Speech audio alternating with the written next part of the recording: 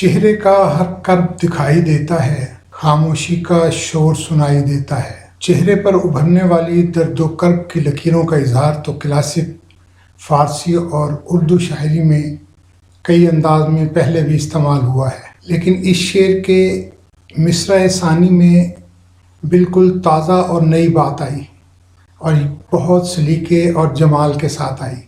خاموشی کا شور معنویت کے اعتبار سے واردات نو ہے، ایسا شعر کہنے والا اردو غزل کی پہلی صف میں بڑی قامت کا شاعر ہونے کا حق رکھتا ہے۔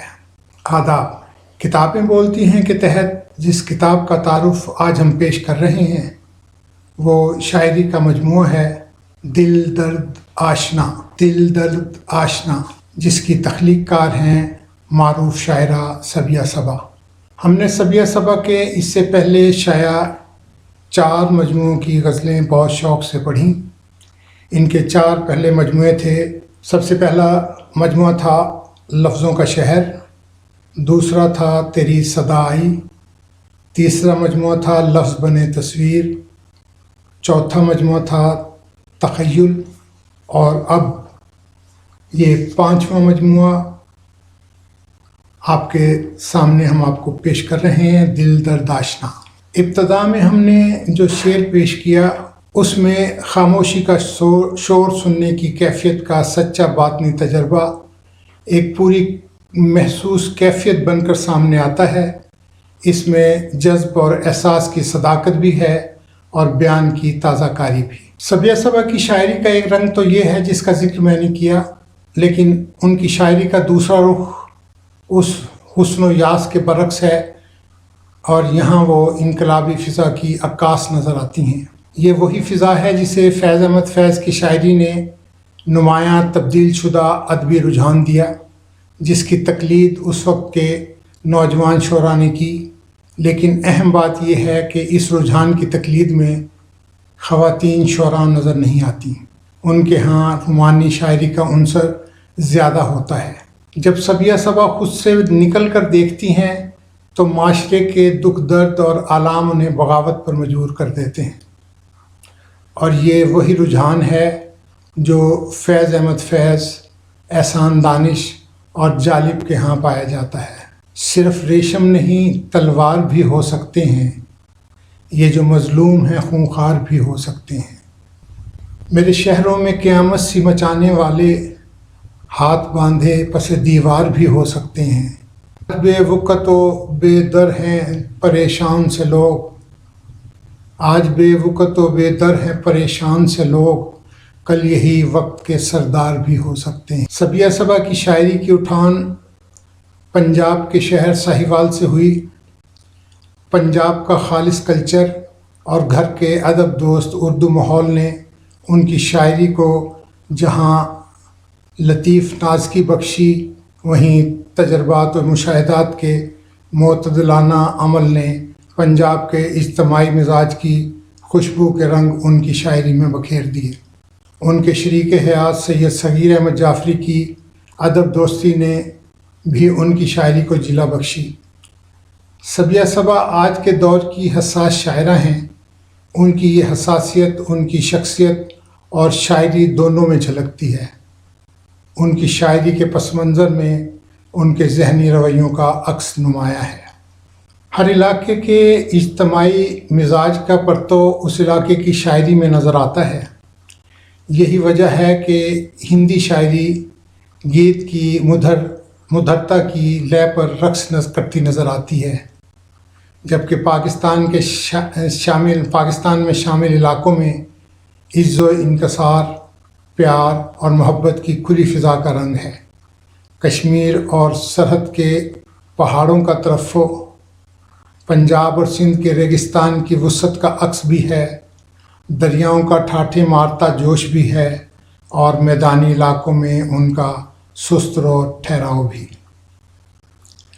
پاکستان کی اردو شاعری مشاہدے، احساسات، تجربات اور کیفیات کو زبان کی ترتیب و تنظیم، ایک جمالیاتی نظام کی ترتیب کا عنصر بنی نظر آتی ہے۔ یہ کیوں اندر کا موسم اور ہے باہر کے موسم سے، کہ جب رونق ہے ہر جانب تو ہم بیزار ملتے ہیں۔ صبیہ صبا کا یہ شعر اعلان کرتا ہے کہ شاعری کی واحد احساس دکھ ہے۔ دکھ ہی وہ مظہر ہے جو انسانوں کے مابین قابل عمل رشتوں کی بنیاد بن سکتا ہے۔ یہ رشتے ذات کے دکھ کے حوالے سے سماجی دکھ کی تفہیم میں معاون بنتے ہیں۔ شاعری کا موسم لکھنے والے کے اندر کا موسم ہوتا ہے۔ جب کبھی انسان کے اندر کا موسم معروضی حالات کے تحت جسم و جاں میں شورش بپا کرتا ہے تو یہی وہ لمحات ہوتے ہیں جب شاعری جنم لیتی ہے اور صبیہ صبا جیسی شاعری جنم لیتی ہے، اور یہی وہ لمحات ہوتے ہیں جب انسان کے اندر سے ایک چیخ برآمد ہوتی ہے، اور یہ لمحات ہوتے ہیں دکھ کے، اداسی کے۔ دل درد آشنا کے بارے میں اور صبیہ صبا کے بارے میں نامور شاعر خالد احمد کہتے ہیں، پاکستانی ادب نے کلاسیکی رجحانات کے سائے میں حقیقت پسندی اور معاشرتی حقیقت کے رویوں کی گود میں آنکھ کھولی۔ ان دو عظیم رویوں نے پاکستان کے دامن کو بیش بہا فن پاروں سے بھر دیا۔ ان تراشیدہ ہیروں کی جھلمل میں کسی گہرے آبدار کے لیے اپنی جگہ بنانا کتنا مشکل ہے، اس کا اندازہ گزشتہ 40 سال کے دوران صرف گنتی کے چند ناموں کے نمایاں ہونے سے ہی لگایا جا سکتا ہے۔ پاکستانی غزل کے باب میں گنتی کے چند ناموں میں ہماری صبیہ صبا کا اسم گرامی بھی شامل ہے۔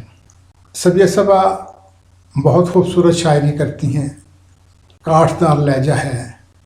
ان کی یہ کتاب اردو منزل publications 121B block 2 PECHS society Karachi نے شائع کی ہے۔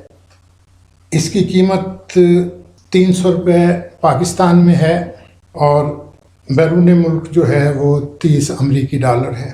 آپ صبیہ صبا سے sabia@urdumanzil.com پر رابطہ کر سکتے ہیں۔ صبیہ صبا urdumanzil.com کی مدیر اعلیٰ ہیں۔ آپ ان سے sabia@urdumanzil.com پر رابطہ کر سکتے ہیں کتاب کے حصول کے لیے۔ بہت خوبصورت کتاب ہے، بہت اچھی چھپی ہوئی کتاب ہے۔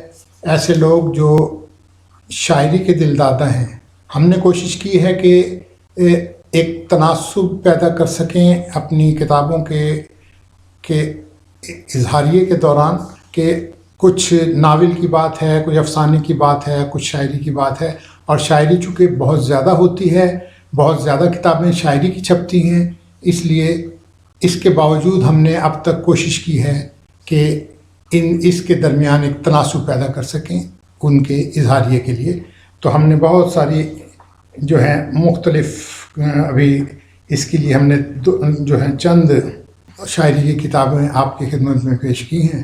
یہ ایک خوبصورت اور جاندار شاعری ہے صبیہ صبا کی۔ شاعرات میں اس سے بڑا اس وقت کوئی نام نہیں ہے، اس لیے اس کو دیکھیے، پڑھیے، اور یہ کتاب اگر آپ منگوانا چاہیں تو sabia@urdumanzil.com پر میل کر کے آپ ان سے اس کے بارے میں ان کو یہ کتاب منگوا سکتے ہیں۔ خوبصورت کتاب ہے۔ ہمارا ماننا ہے کہ کتاب پڑھیے، کتاب کلچر کو فروغ دیجیے، کتاب پڑھیے، لیکن خرید کر پڑھیے، دوستوں کو خرید کر تحفہ دیجیے۔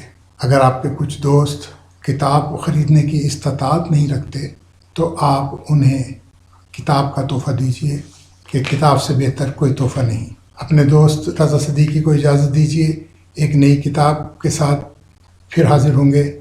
اللہ حافظ۔